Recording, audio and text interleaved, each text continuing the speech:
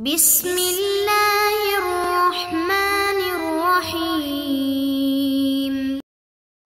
اعوذ باللہ من الشیطان الرجیم۔ بسم اللہ الرحمن الرحیم۔ عزیز طلباء کرام، السلام علیکم ورحمۃ اللہ وبرکاتہ۔ امید ہے آپ سب خیر و عافیت سے ہوں گے۔ جواہر البلاغہ حصہ اول، سبق نمبر 94۔ جیسا کہ آپ عزیزان جانتے ہیں، باب ششم متعلقات فعل کے حالات و احوال کے بارے میں ہے۔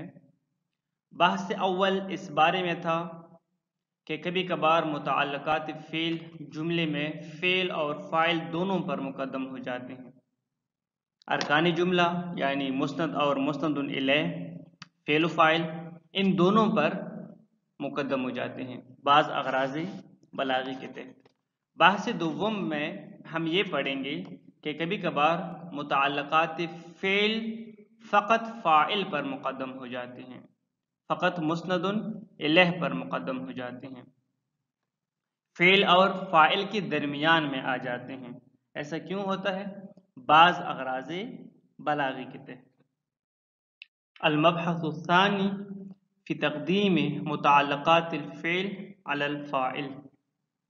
بحث دوم اس بارے میں ہے کہ کبھی کبھار متعلقات فعل کو فاعل پر مقدم کیا جاتا ہے۔ فرماتے ہیں بعض دفعہ متعلقات فعل کو جملے میں فاعل پر مقدم کیا جاتا ہے بعض اغراض بلاغی کے تحت۔ آپ عزیزان جانتے ہیں کہ متعلقات فعل کو آخر میں آنا چاہیے۔ رکنی کلام، کلام کے جو دو ارکان ہیں فعل اور فاعل یعنی مسند اور مسند الیہ، ان دونوں کے بعد قیود کو اور فضلات کو آنا چاہیے، لیکن کبھی کبھار بعض اغراض بلاغی کے تحت یہی متعلقات فعل ان دونوں یعنی مسند اور مسند الیہ دونوں پر مقدم ہو جاتے ہیں، فعل اور فاعل دونوں سے پہلے کلام میں آ جاتے ہیں۔ اسی طرح بعض اغراض بلاغی کے تحت متعلقات فعل فاعل پر مقدم ہو جاتے ہیں، فعل اور فاعل کے درمیان میں آ جاتے ہیں۔ صاحب کتاب نے یہاں پر 3 اغراض ذکر فرمائے ہیں کہ جن کی بنا پر متعلقات فعل فاعل اور فعل کے درمیان آ جاتے ہیں، یعنی فاعل پر مقدم ہو جاتے ہیں۔ بعض دفعہ کسی امر معنوی کی وجہ سے متعلقات فعل کو فاعل پر مقدم کیا جاتا ہے، مثلا خلاف واقع کا توہم وغیرہ۔ کوئی نہ کوئی امر معنوی ہوتا ہے کہ جس کے تحت متعلقات فعل کو ہمیں مجبوراً فاعل پر مقدم کرنا پڑتا ہے۔ مثلا اگر ہم فرض کریں کوئی ایسی چیز ہے جو فعل سے متعلق ہے، اگر اسے ہم فاعل کے بعد لے کر آئیں تو توہم ہو جاتا ہے کہ یہ معنی مراد ہے یا وہ معنی مراد ہے۔ ہم جو مخاطب ہے وہ شک میں پڑ جاتا ہے، وہ متردد ہو جاتا ہے کہ متکلم کا مقصد کیا ہے، جبکہ ہم یہ علم پڑھ ہی اسی لیے رہے ہیں تاکہ ہمارا جو کلام ہے وہ بالکل واضح ہو، اٹریکٹیو ہو، پر اثر ہو، تاکہ متکلم بہترین انداز سے واضح الفاظ میں اپنا جو مقصود ہے وہ مخاطب تک پہنچائے۔ لہٰذا اس وجہ سے بعض دفعہ متعلقات فعل کو فاعل پر مقدم کیا جاتا ہے۔ اس کے علاوہ اور بھی وجوہات ہو سکتے ہیں۔ بعض دفعہ کسی امر لفظی کی وجہ سے متعلقات فعل کو فاعل پر مقدم کیا جاتا ہے، یعنی بعض دفعہ امر معنوی کی وجہ سے متعلقات فعل کو فاعل پر مقدم کیا جاتا ہے، تو بعض دفعہ امر لفظی کی وجہ سے کوئی ظاہری ایسی وجہ ہوتی ہے جس کی بنا پر ہمیں متعلقات فعل کو فاعل پر مقدم کرنا پڑتا ہے مجبوراً، مثلا وزن شعری کی بنا پر یا فاصلہ یا وزن شعری کی بنا پر، یا کوئی بھی وجہ ہو سکتا ہے۔ بعض دفعہ اہمیت کے پیش نظر فاعل پر متعلقات فعل کو مقدم کیا جاتا ہے۔ المبحث الثانی فی تقدیم متعلقات الفعل علی الفاعل۔ بحث دوم اس بارے میں ہے کہ کبھی کبھار کلام میں متعلقات فعل کو فاعل پر مقدم کیا جاتا ہے۔ کبھی کبھار ہم پڑھ چکے ہیں پہلے کہ متعلقات فعل کو خود فعل اور فاعل دونوں پر مقدم کیا جاتا ہے بعض اغراض بلاغی کے تحت۔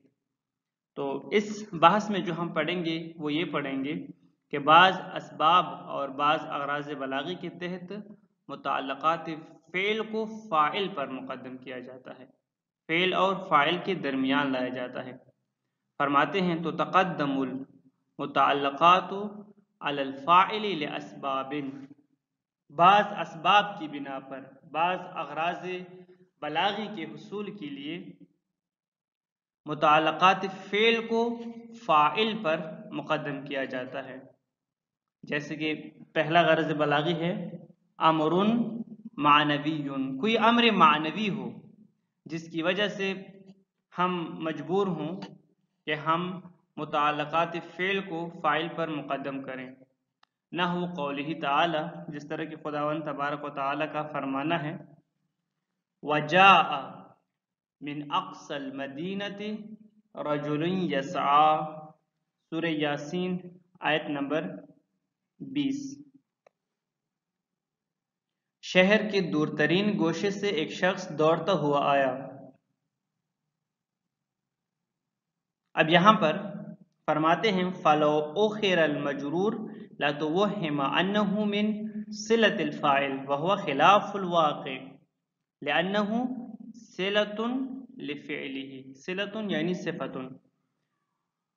فرماتے ہیں کہ یہ جو من اقصى المدینہ ہے کہ جو جاء سے متعلق ہے، متعلق فعل ہے، اگر اس کو آخر میں لایا جاتا، رجلن کے بعد لایا جاتا تو یہ توہم پیدا ہو جاتا کہ ہو سکتا ہے من اقصى المدینہ رجلن کے لیے صفت ہو، یعنی رجلن سے مربوط ہو، جبکہ ایسا نہیں ہے۔ من اقصى المدینہ جاء کے لیے صفت ہے، یعنی جاء سے مربوط ہے، لہٰذا اسی وجہ سے من اقصى المدینہ کو پہلے ذکر کیا گیا تاکہ خلاف واقع توہم نہ ہو، لأنہ صلۃ لفعلہ، یہ فعل کے لیے صفت ہے، فعل کے لیے صلہ ہے، فعل سے متعلق ہے، فاعل سے متعلق نہیں ہے۔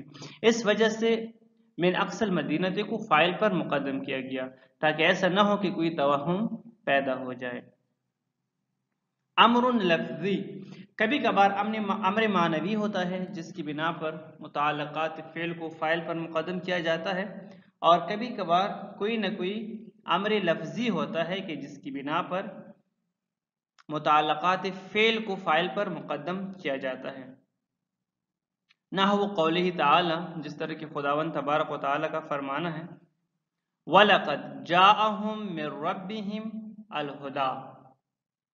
اب یہاں پر اس آیت کریمہ میں جاءہم کے بعد من ربہم کو الہدا پر مقدم کیا گیا ہے۔ اس کا معنی بنتا ہے ان کے پاس ان کے رب کی طرف سے ہدایت آ چکی ہے۔ النجم آیت نمبر 23۔ اب یہاں پر یہ آیت کا آخری جملہ ہے، آیت کافی طولانی ہے، وَلَقَدْ جَاءَهُم مِّن رَّبِّهِمْ الْهُدَىٰ۔ اب یہاں پر من ربہم کو الہدا پر مقدم کیا گیا ہے، کیوں؟ فَلَوْ قُدِمَ الْفَاعِلُ لَاخْتَلَفَتِ الْفَوَاصِلُ لِأَنَّهَا مَبْنِيَّةٌ عَلَى الْأَلِفِ۔ فرماتے ہیں کہ اگر اس جملے میں فاعل کو مقدم کیا جائے، الہدا کو اگر من ربہم پر مقدم کیا جائے، وَلَقَدْ جَاءَهُمُ الْهُدَىٰ من ربہم کہا جائے تو فواصل میں اختلاف آ جاتا،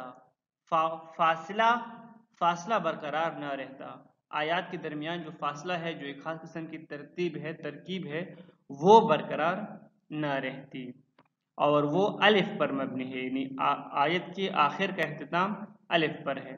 آپ کے علم میں ہے کہ نظم میں، شعر میں ایک خاص قسم کے وزن کو برقرار رکھنا پڑتا ہے، اس کو وزن شعری کہا جاتا ہے، جسے شعر میں نظم میں برقرار رکھا جاتا ہے۔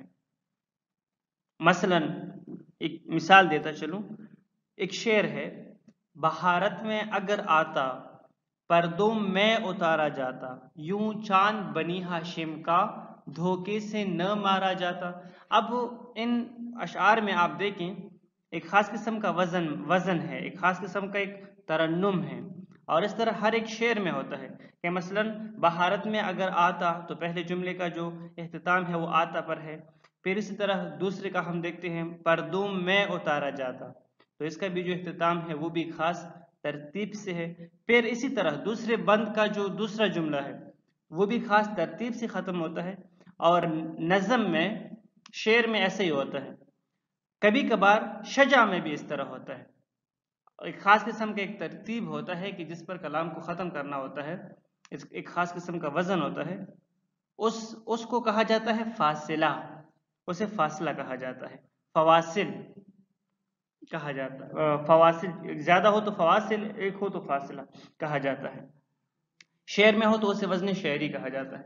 مثلا اسی آیت سے پہلے جو آیات ہے ان میں آپ دیکھیں افرأیتم اللات والعزی، آیت نمبر 19 سورہ نجم، اس کے بعد ومناۃ الثالثۃ الاخری، آیت نمبر 20 الکم الذکر وَلَهُ الْأُنْثَى، آیت نمبر 21 تِلْکَ اذن قسمۃ ضیزیٰ، آیت نمبر 22، اور اس کے بعد پھر یہ جو آیت نمبر 23 ہے اس کا اختتام ہوتا ہے وَلَقَدْ جَاءَهُم مِّن رَّبِّهِمُ الْهُدَىٰ۔ تو یہ فاصلہ جو سجع یا نثر میں رکھا جاتا ہے یہ بھی ایک امر لفظی ہے اور ایک غرض بلاغی ہے، اس کے علاوہ اور بھی کوئی نہ کوئی غرض بلاغی ہو سکتا ہے۔ کبھی کبھار الاہمیت، کبھی کبھار اہمیت کے پیش نظر متعلقات فعل کو فاعل پر مقدم کیا جاتا ہے، جس طرح کی مثال ہے مثلا قتل الخارجی فلان، اب قتل فلان کافی تھا، بس بات ختم۔ اب اگر الخارجی کو ذکر بھی کرتا تو فلان کے بعد ذکر کرنا چاہیے تھا، جبکہ فلان سے پہلے ذکر کیا گیا، کیوں؟ اہمیت کے پیش نظر کہ ایک بہت بڑا سانحہ ہے، مثلا ایک اہمیت والا واقعہ ہے کہ حکومت اسلامی کے خلاف کوئی اٹھے اور پھر حکومت اقدام کرے اور اسے قتل کرے، تو قتل الخارجی فلان، یہاں پر الخارجی کو کیوں پہلے لایا گیا؟ یہاں پر اہمیت کے پیش نظر خارجی کو فلان سے پہلے لایا گیا۔ البتہ اس فقط یہ نہیں ہے کہ ہم یہ کہیں کہ یہاں پر اہمیت کے پیش نظر لایا گیا، نہیں، بعض اور اغراض بلاغی بھی ہو سکتے ہیں۔ مثلا ہم کہہ سکتے ہیں کہ تحقیر کی بنا پر پہلے لایا گیا، یہ بھی ایک غرض بلاغی ہے۔ یا ہم یہ بھی کہہ سکتے ہیں کہ یہاں پر ایک خوشی والی خبر جلدی پہنچانے کے لیے، اب قتلا تو ٹھیک ہے قتل کیا گیا، لیکن کسے قتل کیا گیا؟ اگر ہم کہیں کہ فلان کو قتل کیا گیا، لیکن اس سے پہلے اگر ہم کہیں کہ خارجی فلان قتلا، یعنی قتل کیا گیا ایک خارجی کو کہ جو فلان ہے، تو خارجی کو ہم نے کیوں الفلان سے پہلے ذکر کیا؟ تاکہ ہم جلدی سے سامنے والے کو بتائیں کہ خوشی والی خبر ہے، اور وہ یہ کہ ایک خارجی کو حکومت اسلامی کے ایک مخالف کو قتل کیا گیا ہے۔ اس کے علاوہ اور بھی اغراض بلاغی ہیں کہ جن کی بنا پر کبھی کبھار بعض متعلقات فعل کو فاعل پر مقدم کیا جاتا ہے۔ البتہ وہ آپ نحو کی کتابوں میں پڑھ بھی چکے ہوں گے۔ مثلا کبھی کبھار مفعول اگر ضمیر منصوب متصل ہو، مفعول اگر ضمیر منصوب متصل ہو تو اس سے فاعل پر اگر مفعول ضمیر منصوب متصل ہو اور فاعل اس میں ظاہر ہو، تو ایسی صورت میں جو کیونکہ ایک تو یہ ہے کہ مفعول ہے اور پھر ضمیر منصوب متصل ہے تو اسے پھر فعل کے ساتھ لایا جاتا ہے، فاعل پر مقدم کیا جاتا ہے۔ مثلا جاءکم رسول وَلَقَدْ جَاءَكُمْ رسول، تو یہاں پر کم کی جو ضمیر ہے وہ ضمیر منصوب متصل ہے اور مفعول ہے، اسے پہلے ذکر کیا گیا، رسول جو کہ فاعل ہے اس کو بعد میں ذکر کیا گیا۔ اسی طرح کبھی کبھار ایسا بھی ہوتا ہے کہ فاعل کے ساتھ ایک ضمیر آ رہا ہوتا ہے، ضمیر متصل ہوتا ہے جو مفعول کی طرف لوٹتی ہے، تو یہاں پر بھی اس طرح کے مفعول کو کہ جس کی طرف ایک ضمیر لوٹ رہی ہے جو فاعل کے ساتھ ہے، تو یہاں پر بھی مفعول کو فاعل پر مقدم کیا جاتا ہے، اور آپ جانتے ہیں کہ مفعول متعلقات فعل میں سے ہے۔ مثلا ضربا، لسن، رفیقہ، تو یہاں پر رفیقہ کے ساتھ ایک ضمیر ہے کہ جو اس سے پہلے والے مفعول کی طرف لوٹتی ہے، تو اس بنا پر بھی کبھی کبھار متعلقات فعل کو فاعل پر مقدم کیا جاتا ہے۔ والسلام علیکم ورحمۃ اللہ وبرکاتہ۔